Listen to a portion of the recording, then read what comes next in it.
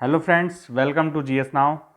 दोस्तों, आज हम करंट अफेयर्स का सेक्शन करेंगे जिसमें कि हम लोग दिसंबर 2022 के करंट अफेयर्स को देखेंगे। दिसंबर 2022 का करंट अफेयर संभवतः एक या दो वीडियो और आएगा जिसमें पूरा कंप्लीट हो जाएगा दिसंबर आपका मंथ। और जो इसके अलावा मैं जैसे बता चुका हूँ कि हम लोग क्रैश कोर्स कर रहे हैं, उसमें ये मेरा एम है कि मैं एक वन लाइनर और या फिर एमसीक्यू फॉर्मेट में लेके आऊँगा। पूरा जो भी ईयर का होगा, पूरे टोटल सारे ईयर का जो यूपी पीसीएस प्री और आरओएर के लिए बहुत ही महत्वपूर्ण होगा। मेरा मतलब कि जो एम है वो पूरा उसमें 100% क्वेश्चन को मैच कराने का है। देखते हैं क्या होता है, उसमें संभव सफलता कितनी मिलती है। तो मैं भी वो भी लेके आऊँगा, आप लोगों को प्रोवाइड करूँगा, वीडियो के थ्रू मिलेगा आपको। जो भी फ्रेंड्स हमारे नए आए हुए हैं उनको बता दें कि हमारा विजेता बैच चल रहा है यूपी पीसीएस 2023 आरओएर 2023 के लिए, जो कि बिल्कुल ही फ्री बैच है। अगर आप यूपी पीसीएस और आरओएर की तैयारी कर रहे हैं तो ज़रूर चैनल को सब्सक्राइब कर लें और हमारे टेलीग्राम चैनल से जुड़ जाएं, जिसका लिंक डिस्क्रिप्शन में नीचे दिया हुआ है। तो चलिए अब देर न करते हुए सीधे वीडियो पर चलते हैं।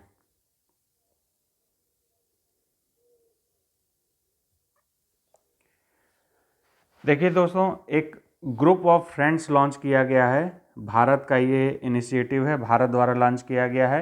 ये किस लिए लॉन्च किया गया है? शांति सैनिकों के खिलाफ अपराधों के लिए जवाबदेही होते हुए किया गया है। जो पीस सोल्जर होते हैं उनके लिए ये, उनके खिलाफ जो अपराध होते हैं उनके लिए लॉन्च किया गया है। जब भारत यूएनएससी की अध्यक्षता कर रहा था उसके दौरान लॉन्च किया गया था। और इस समय मतलब जब ये जो सह अध्यक्ष हैं इस इनिशिएटिव के, वो भारत, नेपाल, बांग्लादेश, मिस्र, फ्रांस और मोरक्को हैं। ठीक है। इससे देखिए रिलेटेड जीएस क्या एग्जाम में पूछ सकता है। जैसे आप लोग जानते हैं कि सिर्फ करंट अफेयर्स नहीं पूछा जाता है, जीएस से रिलेटेड भी कुछ चीज़ें करंट से जोड़ के पूछी जाती हैं। तो मैं वो भी चीज़ें साथ साथ में इसमें बताता चलूँगा। तो हर टॉपिक में जहाँ मुझे लगेगा यहाँ जीएस से कुछ टॉपिक उठ सकता है तो मैं आपको वो टॉपिक इंडिकेट करता जाऊँगा। यहाँ से देखिए, यहाँ से जीएस से ये क्वेश्चन उठ सकता है। ठीक है। तो यूएनएससी में भारत की अध्यक्षता कब से कब तक थी? ठीक है। और अगले वर्ष अब कौन करने जा रहा है, ये ध्यान रखिएगा। प्रशासन गांव की ओर अभियान, ये देखिए सुशासन सप्ताह 19 से 25 दिसंबर तक चला था। उस दौरान ये डॉक्टर राजेंद्र सिंह थे यूनियन मिनिस्टर, उनके द्वारा लॉन्च किया गया। प्रशासन के लिए जो गांव की ओर प्रशासन ले जाने के लिए, प्रशासन की भागीदारिता बढ़ाने के लिए ये लॉन्च किया गया था। देखिए इस समय न्यूज़ में है कस्तूरी कपास। कस्तूरी कपास क्या है? कस्तूरी कॉटन ब्रांड है ये, जो अपनी सफ़ेदी, चमक, कोमलता, शुद्धता, विशिष्टता के लिए भारतीयता का प्रतिनिधित्व करता है। इंडियन प्रोडक्ट के रूप में ये रिप्रेजेंट करता है। विश्व कपास व्यापार में कस्तूरी कपास के रूप में इसको जाना जाता है। ठीक है। देखिए इसमें जीएस से रिलेटेड टॉपिक क्या आ सकता है? Cotton corporation of India. Cotton corporation of India की स्थापना कब हुई थी? तो 1970 में हुई थी और इसका मुख्यालय बेलापुर, नई मुंबई में है। ठीक है। और इसके अलावा और जीएस से क्या क्वेश्चन उठ सकता है? तो कॉटन का उत्पादन करने वाला भारत के कौन कौन से शीर्ष राज्य हैं? तो वह हैं पहले पर गुजरात, फिर महाराष्ट्र, तेलंगाना और आंध्र प्रदेश। ये इस टॉपिक से जीएस से क्वेश्चन उठ सकता है। लोगों को लगता है कि बस रैंडम क्वेश्चन पूछ दिया, लेकिन बहुत सारे प्रश्न होते हैं जो करंट से जुड़े होते हैं, जिससे ये अब आपको कॉटन उत्पादन का पूछेगा तो आपको लगेगा कि रैंडम प्रश्न है, लेकिन वो रैंडम प्रश्न नहीं होता है, वो कहीं ना कहीं करंट से जुड़ा हुआ जरूर रहता है। तो मेरा ध्येय ही यही है कि मैं आप लोगों को एक नए नज़रिए से मुलाकात कराऊं, दिखाऊं कि कैसे कैसे प्रश्न बनते हैं, कैसे कैसे आपको पीसीएस एग्ज़ाम को टैकल करना है। भारत की सबसे लंबी स्केप टनल बना हुआ है जो कि 12.89 किलोमीटर लंबा है। ये बनिहाल कटरा रेलवे लाइन पर बना हुआ है।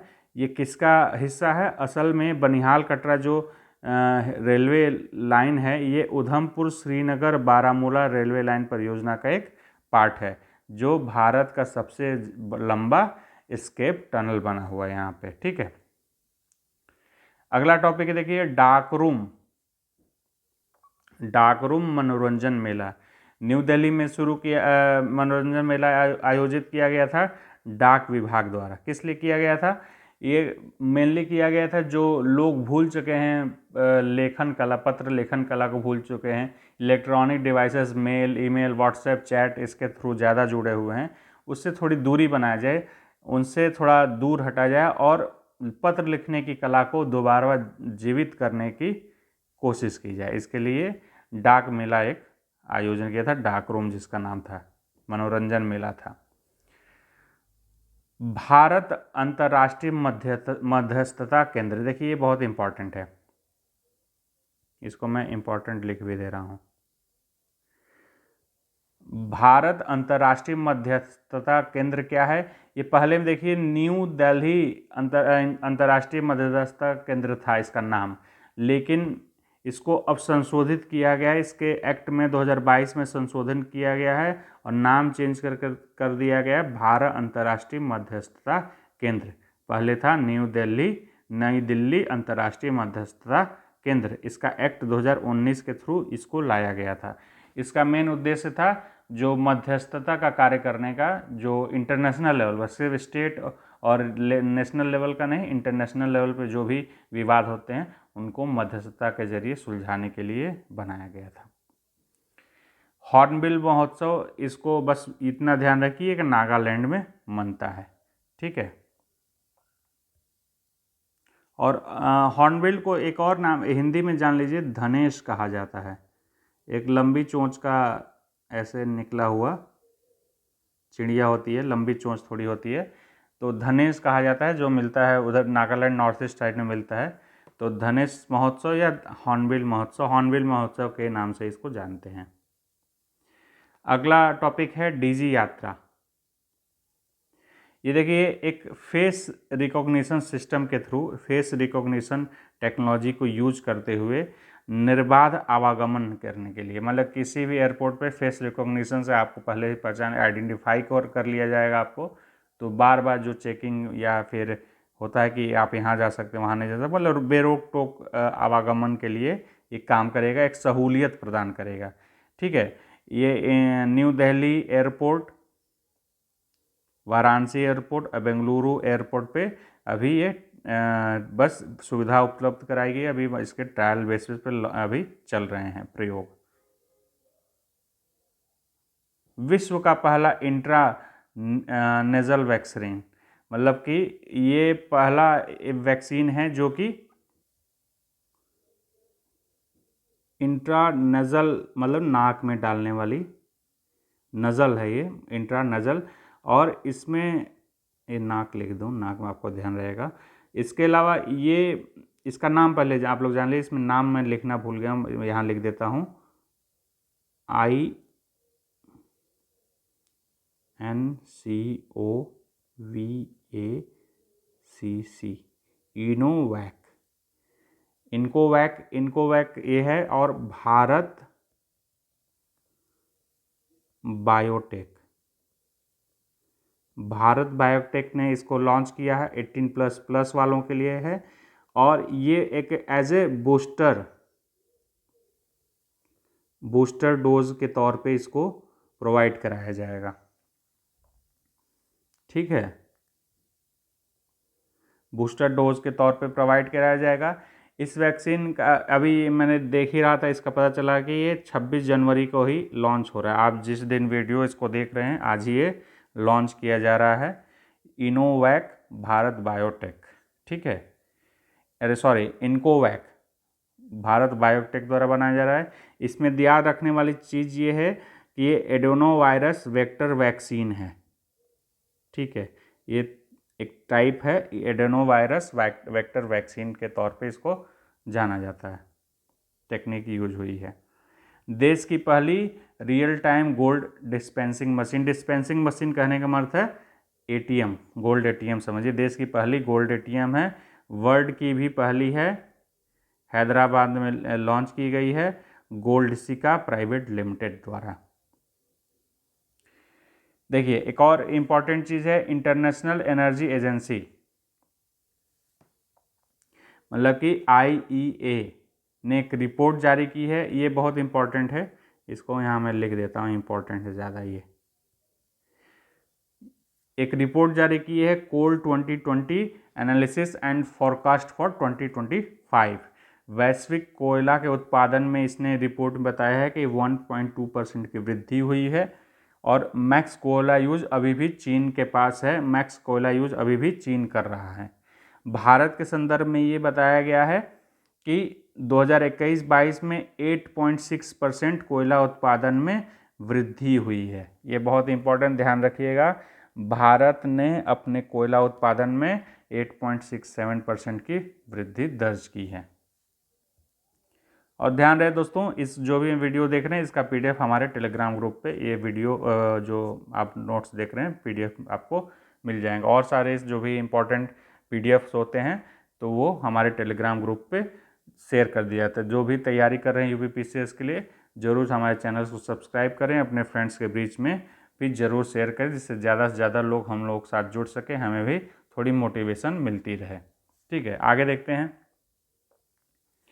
मुद्रा विनिमय सुविधा समझौता, ठीक है, ये भी देखिए बहुत इंपॉर्टेंट, इसको ध्यान रखिएगा। ये भी मालदीव के साथ हुआ है, लेकिन पूरे सार्क देशों के लिए बहुत ही इंपॉर्टेंट है। इसमें 2 टॉपिक होगा, मैं आगे भी एक और उसमें पॉइंट दिखाऊंगा।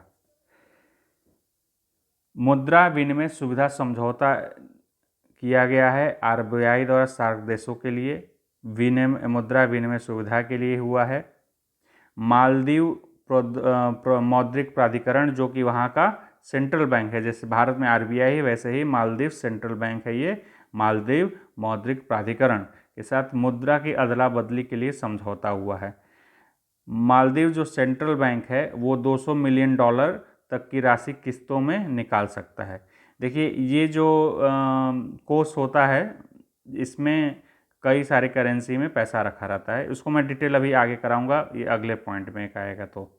ठीक है, मालदीव की विदेशी मुद्रा आवश्यकताओं को पूरा करने में ये मददगार साबित होगा। देखिए GS पॉइंट ऑफ व्यू से यहाँ पे ध्यान रखना है कि सार्क देशों को आप थोड़ा देख लें, कौन कौन से देश हैं, कब स्थापना हुई थी, मुख्यालय कब हुआ था। मैं सारा चीज़ों इसमें ऐड नहीं कर रहा, बस पॉइंट बता दे रहा हूँ, क्योंकि इससे बहुत ज़्यादा टाइम फिर लग जाएगा, तो आप इसको नोट कर लीजिएगा कि GS पॉइंट ऑफ व्यू से देखिए दिसंबर के में ये टॉपिक GS में से वो उठ रहे हैं। आप जो ये टॉपिक मैं बताता जाऊँ उसको कहीं नोट कर लीजिएगा कि GS के लिए टॉपिक इस महीने में ये बर्निंग पॉइंट में है, जिससे कि आप जब लास्ट टाइम में रिवाइज करते जाएंगे तो 5-6 महीने 8 महीने का आपके पास बर्निंग पॉइंट हो जाएंगे GS के, तो आपको पता चलेगा कहाँ कहाँ से GS प्रश्न उठाया जा सकता है। तो आप मान के चलिए 15 से 20 क्वेश्चन GS के आप यहाँ से पकड़ सकते हैं, जहाँ पे करंट से जुड़े हुए हों, जो आपको पता नहीं होता है कि कहाँ से आए, अचानक रैंडम नहीं आते, करंट से जोड़ के आते हैं जो। फिर अगला है Stockholm International Peace Research Institute, जो कि सिपरी के नाम से जाना जाता है। सिपरी की रिपोर्ट आई है, रक्षा कंपनियों में टॉप 100 में 2 भारतीय कंपनियां शामिल हुई हैं। ये हिंदुस्तान एरोनॉटिकल लिमिटेड और भारत इलेक्ट्रिकल लिमिटेड। ठीक है, सिपरी के बारे में थोड़ा सा जान लेते हैं। 1966 में स्थापित है, ये स्वतंत्र निकाय है, स्वतंत्र मतलब कि स्वतंत्र निकाय की तरह कार्य करता है। और स्वीडिश स्वतंत्र निकाय ने एक संस्था मान सकते हैं, संस्था कहा जाएगा, स्वतंत्र संस्था की तरह काम करता है। स्वीडिश सरकार द्वारा इसमें वित्त पोषण भी है, ध्यान रखिएगा। इसका मूल एम क्या है? सशस्त्र संघर्ष, सशस्त्रीकरण, शस्त्र नियंत्रण और निरस्त्रीकरण, इसका मूल एम है। एशियन डेवलपमेंट बैंक, अच्छा इसको सिपरी बताया, तो आपको कुछ और एडिशनल लगे तो उसको आप अपने से ऐड कर लीजिएगा। मैं यहाँ पे एक करंट के साथ रिलेटेड GS को बताने के बस कोशिश कर रहा हूँ, जिससे कि आप ध्यान रखें उस चीज़ों को। एशियन डेवलपमेंट बैंक भारत की विकास दर अनुमान घोषित किया है। इसने रिपोर्ट दिया है एशियन डेवलपमेंट आउटलुक। ठीक है, इसने कहा है कि भारत में 2022-23 का जो विकास दर का अनुमान है वो 7% है। इसके अलावा अन्य संस्थाओं के देख लेते हैं क्या क्या विकास दर दिए हैं। तो राष्ट्रीय सांख्यिकी कार्यालय ने 2022-23 के लिए ही 6.3% का विकास दर का लक्ष्य दिया हुआ है। उसी तरह आरबीआई ने इसी सेम वर्ष के लिए 6.8% का विकास दर अनुमान लगाया हुआ है। सार्क विनिमय सुविधा, जैसा मैंने अभी बताया मालदीव वाले, उसी का ये डिटेल है जो मैंने ये बताया ना, $20 मिलियन तक, $200 मिलियन तक निकाल सकता है। उसी तरह से वही उसी का एक्सटेंशन, इसके एडिशनल इन्फॉर्मेशन, ये क्या मुद्रा विनिमय सुविधा क्या है उसको मैं बताने की यहाँ कोशिश करूँगा। सार्क विनिमय सुविधा है, आरबीआई सार्क सुविधा कोष एक बनाया गया है जो कि $2 बिलियन का कोष है। ठीक है, इसमें स्वैप की सुविधा, मतलब निकालने की सुविधा होगी US डॉलर, यूरो में और इंडियन रुपीज़ में, 3 करेंसीज में इसको निकालने की सुविधा है। यह सुविधा केवल उन सार्क देशों को जिन्होंने आरबीआई से द्विपक्षीय समझौता हस्ताक्षर किया, जैसे अभी मालदीव ने किया है, तो उसको सुविधा हो गई। ये मतलब ये है कि विदेशी मुद्रा का जो अस्थिरता रहती है, कमी रहती है किसी देश में, तो वो भारत से इस सुविधा समझौते के साथ जोड़ के अपने मौद्रिक विदेशी मुद्रा भंडारों की ज़रूरतों को पूरा कर सकता है। अगला टॉपिक है, देखिए, भारत की जैव अर्थव्यवस्था। पिछले 8 वर्षों में भारत की जो जैव अर्थव्यवस्था है 10 बिलियन डॉलर से बढ़ के 8 बिलियन डॉलर हो गई है, मतलब 8 गुना वृद्धि हुई है पिछले 8 वर्षों में। अब जैव अर्थव्यवस्था क्या होती है जान लीजिए। जैव अर्थव्यवस्था शब्द भोजन, ऊर्जा, उत्पादों और सेवाओं का उत्पादन करने के लिए नवीकरणीय प्राकृतिक संसाधनों का उपयोग करने वाली अर्थव्यवस्था को संदर्भित करता है। ठीक है, जो रीन्यूएबल नेचुरल रिसोर्सेज हैं उसका उपयोग करके अर्थव्यवस्था में जो अर्थव्यवस्था बनती है उसको कहा जाता है। मतलब भोजन, ऊर्जा और उत्पादों की जो और सर्विसेज के लिए जो हम एनर्जी का यूज करते हैं वो रिन्यूएबल और नेचुरल संसाधनों से हो, उसके लिए जो भी चीज़ होता है यूज, उसको हम मान लेंगे जैव अर्थव्यवस्था का को मान लेंगे उसको। जैव अर्थव्यवस्था में उन सभी क्षेत्रों प्रणालियों को शामिल किया गया है जो जैविक संसाधनों, जानवरों, पौधों, सूक्ष्मजीवों, व्युत्पन्न बायोमास, जैविक कचरे सहित उनके कार्यों सिद्धांतों पर निर्भर करते हैं। ठीक है, प्रत्यक्ष करों के सकल संग्रहण में 25.9% की वृद्धि दर्ज हुई। ये अब तक का आंकड़ा है 2022-23 के लिए। प्रत्यक्ष मतलब डायरेक्ट टैक्सेस में संग्रहण में बहुत अच्छा खासा उछाल आया हुआ है। ठीक है, भारत का पहला, ये देखिए बहुत इंपॉर्टेंट है,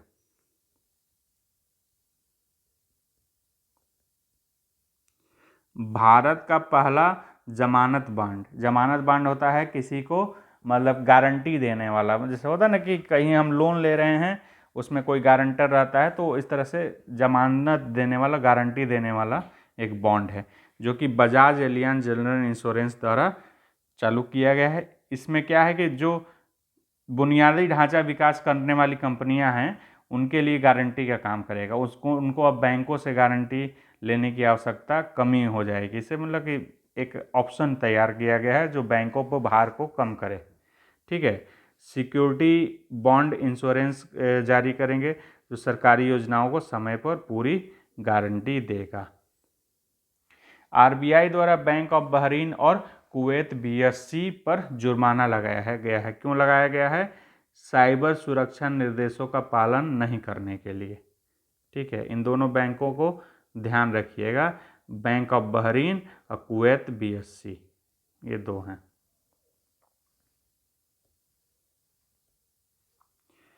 भारत हाइड्रोजन एलियांस, ये भी बहुत इंपॉर्टेंट है। इसमें देखिए 6 मेंबर और जुड़ गए हैं, टोटल 15 सदस्य हो चुके हैं। 7 उद्योग सदस्य हैं और 8 भागीदार के संगठन है। इंडिया H2 एलियांस इसको कहा जाता है। ठीक है, हाइड्रोजन। जो H2 एलियांस है वो मुख्यतः 5 सेक्टर में काम करता है। पांचों सेक्टर को हम लोग एक बार ध्यान से देख सकते हैं। ऐसे टॉपिक जहाँ पे कुछ बिंदुएं होती हैं वो बहुत ही इंपॉर्टेंट हो जाती है, क्योंकि वहाँ से प्रश्न उठाना बड़ा ही आसान हो जाता है। ठीक है, अगर कठिन प्रश्न बनाना होगा तो इसी में से 4 टॉपिक और एक एक्स्ट्रा या 3 टॉपिक उठा के चौथा एक एक्स्ट्रा टॉपिक डाल देगा, पूछ देगा कि इसमें से कौन सी नहीं है उसके सेक्टर जिसमें वो वर्क करता है H2 एलियांस। तो ऐसे टॉपिक जिसमें करंट अफेयर्स के टॉपिक जहाँ पे कुछ बिंदुएं हैं जहाँ से प्रश्न 4 ऑप्शन उठाना आसान हो, उसको विशेष ध्यान देना जरूरी होता है। तो राष्ट्रीय हाइड्रोजन नीति और रोड मैप 2021 से 30 को विकसित करना, इसका 5 सेक्टर में है जो यहाँ पे वर्क करते हैं। पीपीपी मॉडल में नेशनल H2 टास्क फोर्स और मिशन बनाना, national large H2 demonstration stage projects की पहचान करना, नेशनल इंडिया H2 फंड का निर्माण करना, एक अच्छी हाइड्रोजन गुड हाइड्रोजन से जुड़ी क्षमता का निर्माण करना। ये 5 इसके टॉपिक हैं, अरे क्षेत्र हैं, सेक्टर हैं जिसमें काम करता है। जो भी दोस्त आए हुए हैं उनसे फिर से रिक्वेस्ट है कि हमारे चैनल को जरूर सब्सक्राइब कर लें, GS नाउ 101 यानी GS नाउ 101, और हमारे टेलीग्राम ग्रुप से जुड़ जाएं और अपने फ्रेंड्स के बीच में भी ज़रूर इस चैनल को शेयर करें, जिससे ज़्यादा से ज़्यादा लोग हमसे जुड़ सकें और हमें थोड़ा मोटिवेशन भी मिल सकें। आज के लिए इस वीडियो में इतना ही। आगे इससे जो भी रिलेटेड 1-2 और वीडियो आएंगी, दिसंबर पूरा कंप्लीट हो जाएगा। और एक मैं PDF जो लास्ट टाइम एग्ज़ाम में जैसे मैंने बताया, मैं बताऊंगा कि कैसे, मतलब कि सारे टॉपिक्स का वन लाइनर बनाऊंगा या MCQ, जैसे भी सुविधा मुझे होगी, क्योंकि I am the one man army type का है काम। तो जैसे सुविधा होगी मैं उसको बनाऊंगा, आप लोगों के सामने लाऊंगा, और उससे मेरा एम यही है कि मैं 100% क्वेश्चन को करंट अफेयर्स का उससे मैच करा लूँ। तो आप लोगों के सहयोग की इसमें बहुत ज़रूरत रहेगी। जितने लोग जुड़ते जाएंगे थोड़ा मुझे भी मोटिवेशन मिलेगा नए नए वीडियो और अच्छे अच्छे वीडियो लाने के लिए। थोड़ा काम करने का और ज़्यादा मन करता है जब ज़्यादा से ज़्यादा लोग जुड़ते रहते हैं। तो अपने दोस्तों को ज़रूर कहें सब्सक्राइब करने के लिए। Thank you for watching GS Now, take care.